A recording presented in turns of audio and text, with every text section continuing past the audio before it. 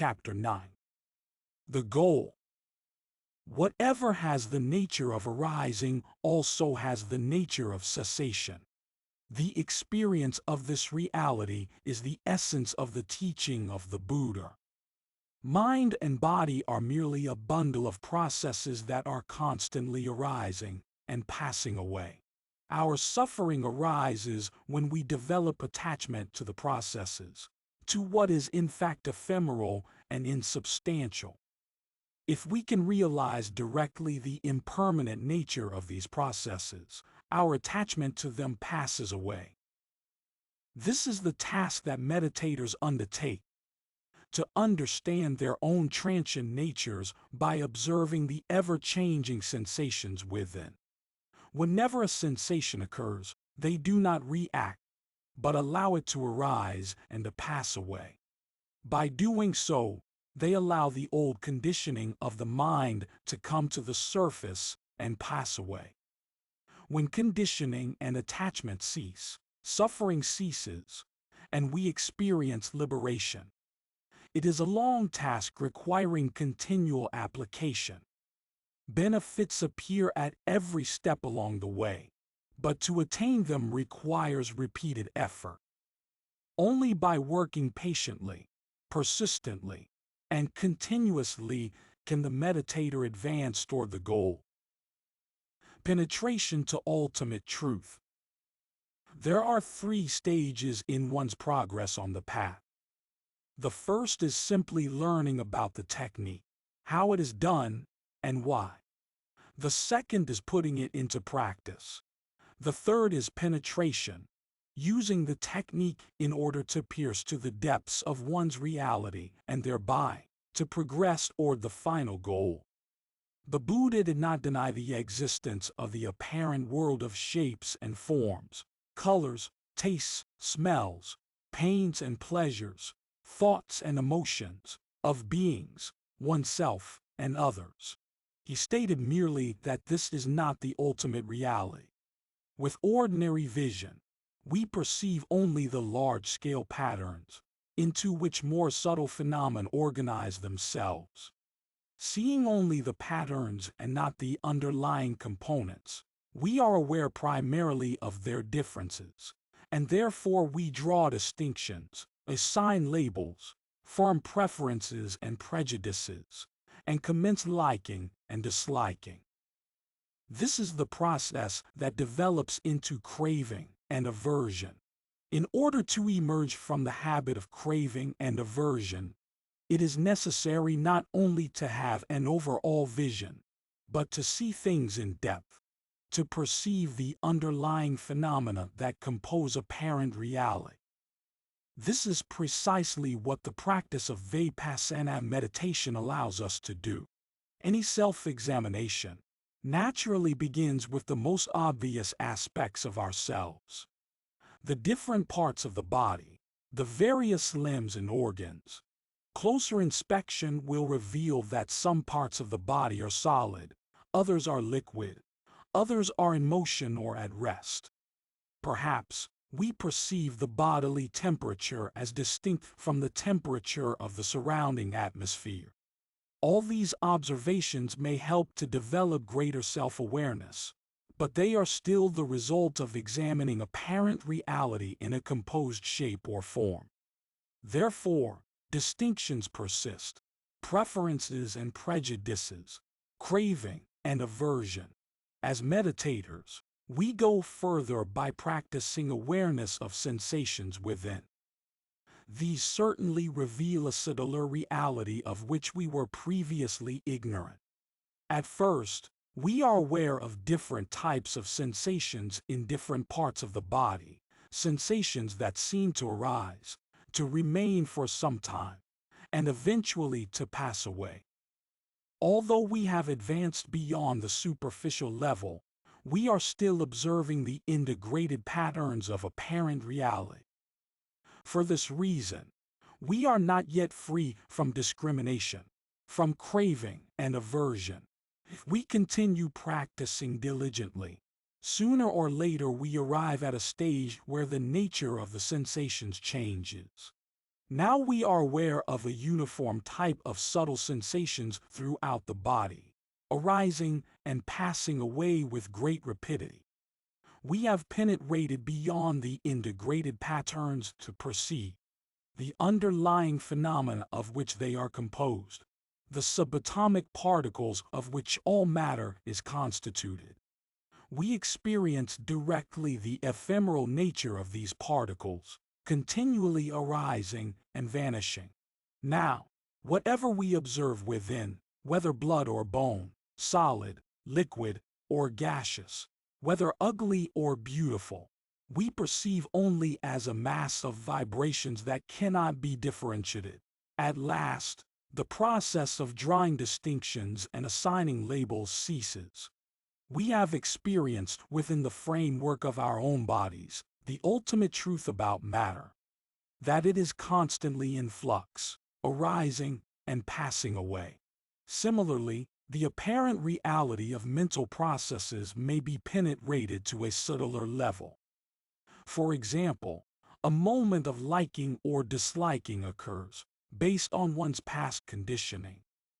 Next moment, the mind repeats the reaction of liking or disliking and reinforces it moment after moment until it develops into craving or aversion. We are aware only of the intensified reaction. With this superficial perception, we begin to identify and discriminate between pleasant and unpleasant, good and bad, wanted and unwanted. But just as in the case of apparent material reality, so with intensified emotion, when we start to observe it by observing sensations within, it is bound to dissolve. As matter is nothing but subtle wavelets of subatomic particles, so strong motion is merely the consolidated form of momentary likings and dislikings, momentary reactions to sensations. Once strong emotion dissolves into its subtler form, it no longer has any power to overwhelm. From observing different consolidated sensations in different parts of the body, we proceed to awareness of subtler sensations of uniform nature, arising and vanishing constantly throughout the physical structure. Because of the great rapidity with which the sensations appear and disappear, they may be experienced as a flow of vibrations, a current moving through the body.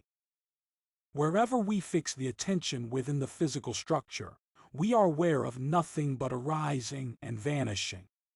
Whenever a thought appears in the mind, we are aware of the accompanying physical sensations, arising and passing away. The apparent solidity of body and mind dissolves, and we experience the ultimate reality of matter, mind, and mental formations. Nothing but vibrations, oscillations, arising and vanishing with great rapidity. As one who experienced this truth said, "The entire world is ablaze. The entire world is going up in smoke. The entire world is burning. The entire world is vibrating." To reach this stage of dissolution, the meditator need do nothing but develop awareness and equanimity. Just as a scientist can observe more minute phenomena by increasing the magnification of his microscope, so by developing awareness and equanimity, one increases the ability to observe subtler realities within. This experience, when it occurs, is certainly very pleasant. All the aches and pains have dissolved. All the areas without sensation have disappeared. One feels peaceful, happy, blissful. The Buddha described it as follows. Whenever one experiences the arising and passing away of the mental physical processes, he enjoys bliss and delight. He attains the deathless, as realized by the wise. Bliss is bound to rise as one advances on the path, when the apparent solidity of mind and body has been dissolved. Delighted in the pleasant situation, we may think that it is the final goal, but it is only a way station. From this point, we proceed further to experience the ultimate truth beyond mind and matter, to attain total freedom from suffering. The meaning of these words of the Buddha becomes very clear to us from our own practice in meditation.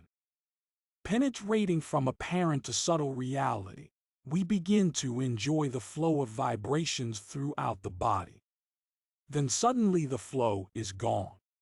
Again, we experience intense, unpleasant sensations in some parts, and perhaps no sensation in other parts. Again, we experience intense emotion in the mind.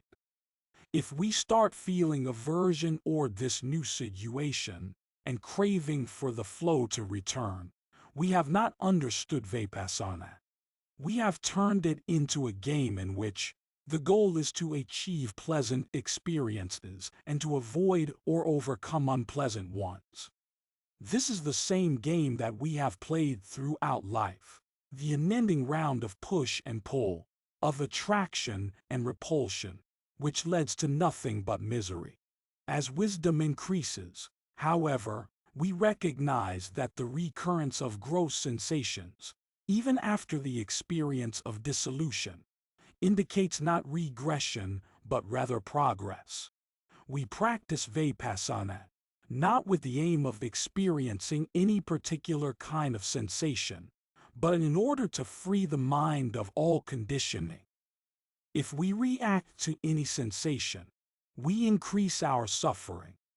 If we remain balanced, we allow some of the conditioning to pass away, and the sensation becomes a means to liberate us from suffering. By observing unpleasant sensations without reacting, we eradicate aversion.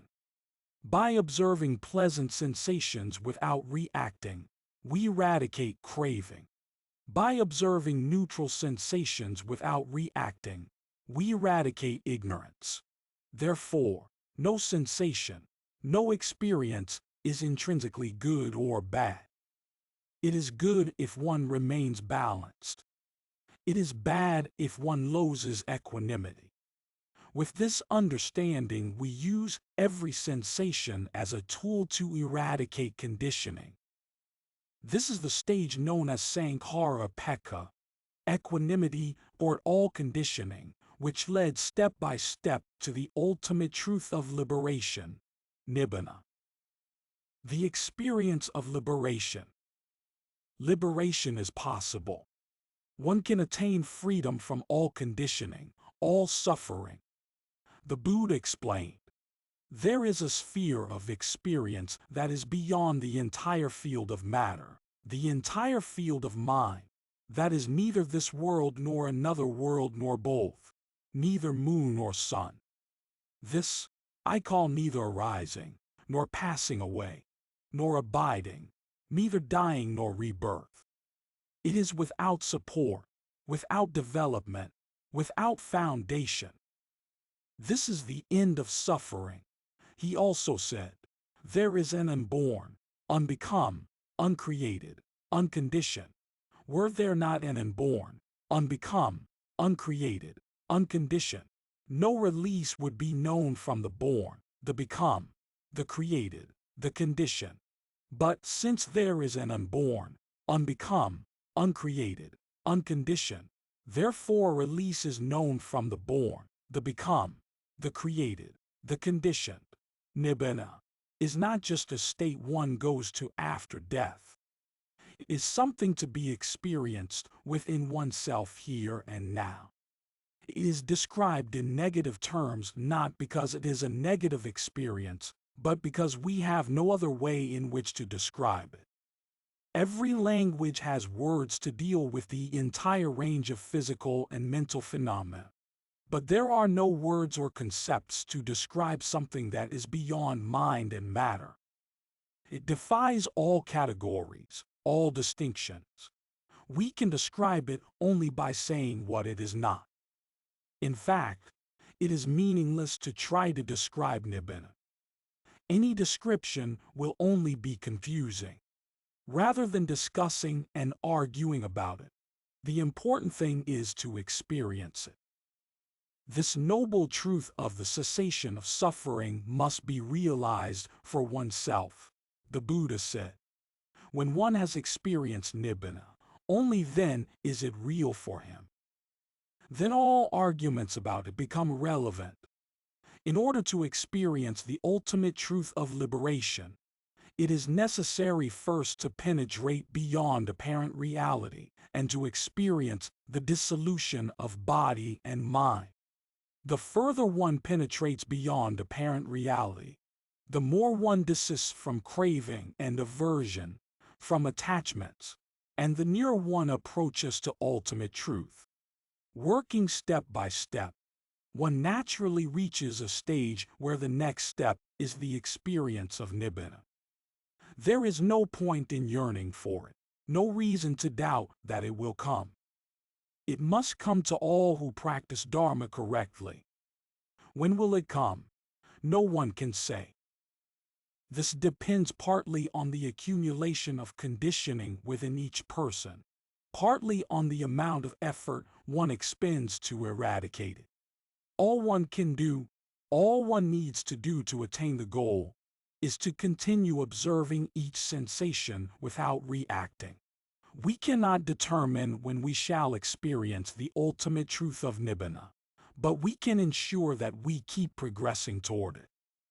We can control the present state of mind by maintaining equanimity no matter what occurs outside or within us. We achieve liberation at this moment.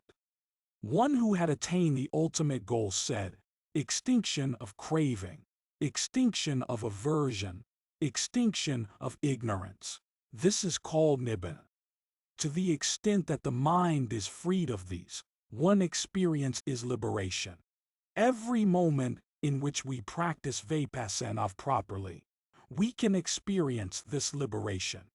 After all, Dharma by definition must give results here and now, not only in the future. We must experience its benefits at every step along the way, and every step must lead directly to the goal. The mind that at this moment is free from conditioning is a mind at peace. Each such moment brings us closer to total liberation. We cannot strive to develop nibbana, since nibbana does not develop, it simply is.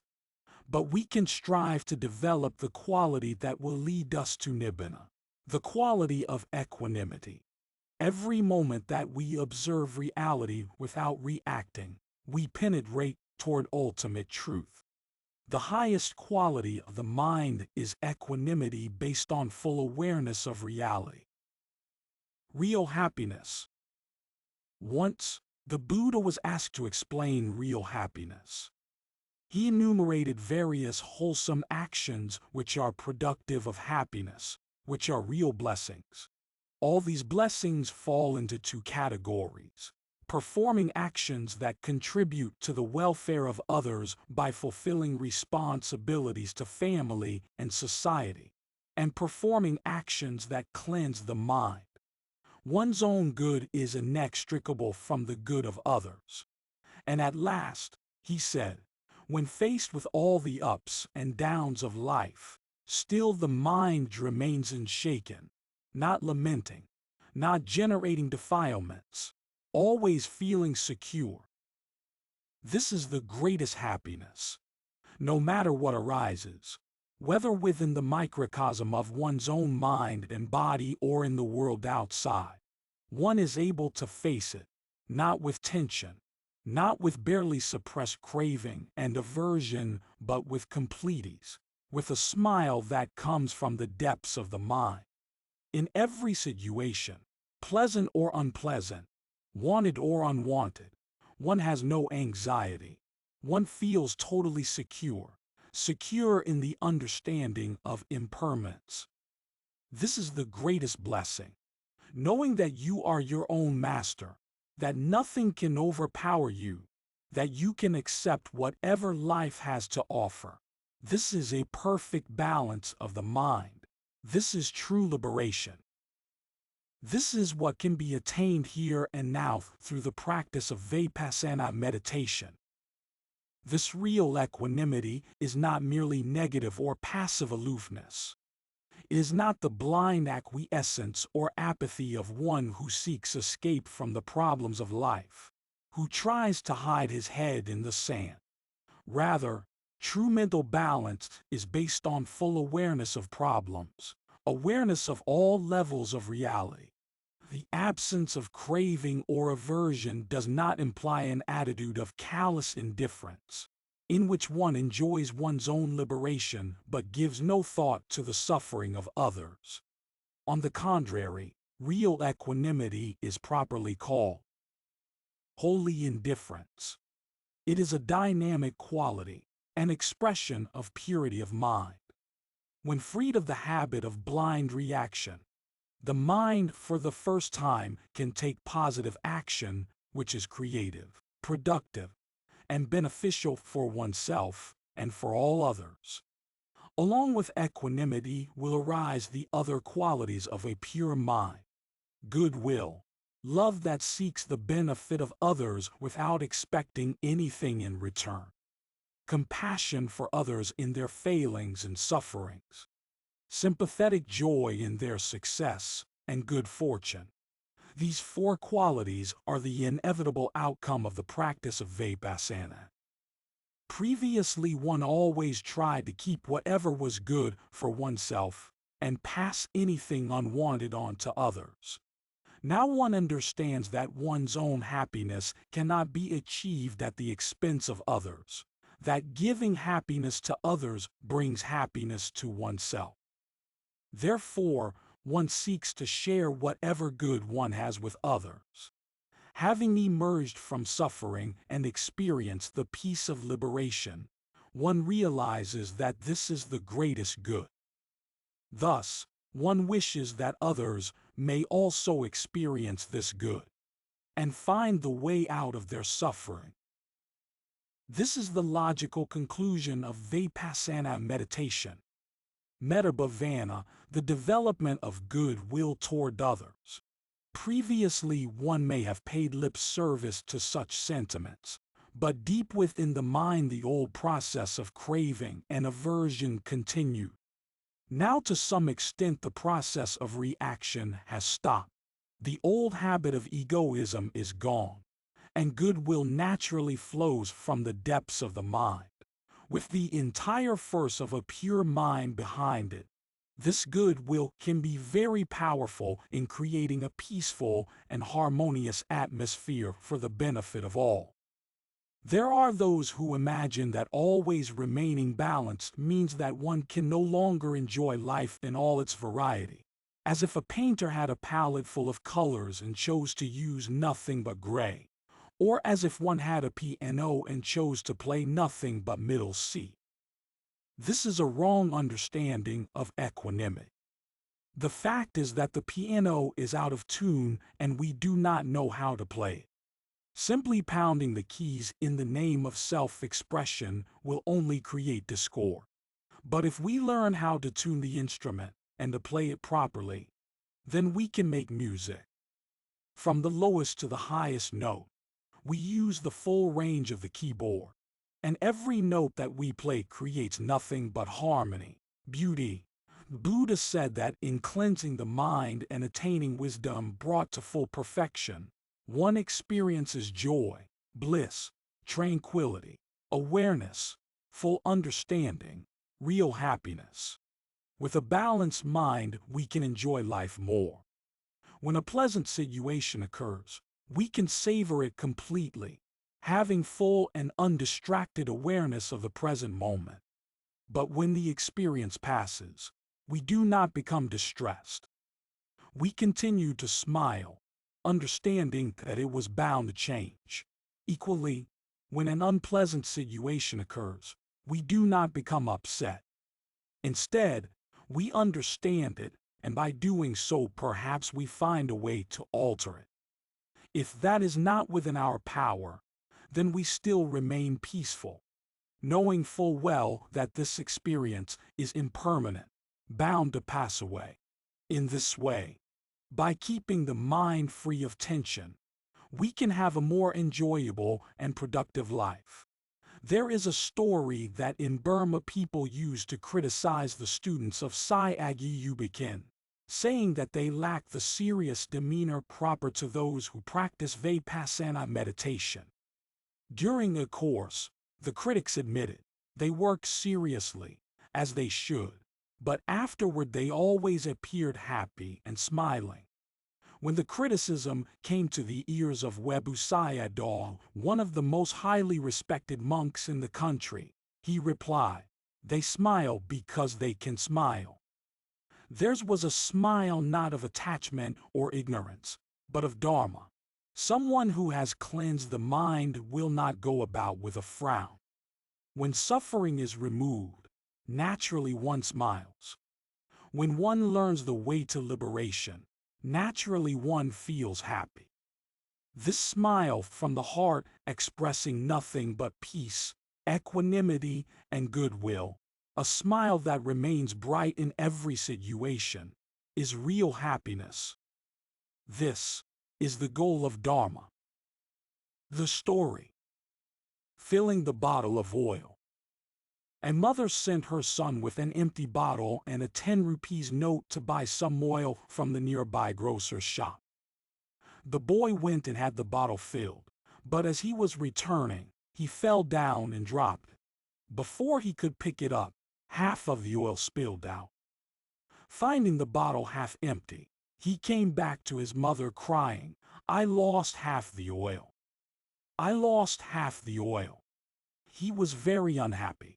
The mother sent another son with another bottle and another 10 rupees note. He also had the bottle filled, and while returning fell down and dropped it. Again, half of the oil spilled out. Picking up the bottle, he came back to his mother very happy. "Oh look, I saved half the oil." The bottle fell down and could have broken. The oil started spilling out. All of it might have been lost, but I saved half the oil. Both came to the mother in the same position, with a bottle that was half empty, half full. One was crying for the empty half. One was happy with the filled part. Then the mother sent another son with another bottle and a 10 rupees note. He also fell down while returning and dropped the bottle. Half of the oil spilled out. He picked up the bottle, like the second boy, came to his mother very happy. "Mother, I saved half the oil." But this boy was a Vipassana boy, full not only of optimism, but also of realism. He understood, well, half of the oil was saved, but half was also lost. And so he said to his mother, "Now I shall go to the market, work hard for the whole day, earn 5 rupees, and get this bottle filled. By evening, I will have it filled." This is Vipassana. No pessimism. Instead, optimism, realism, and workism.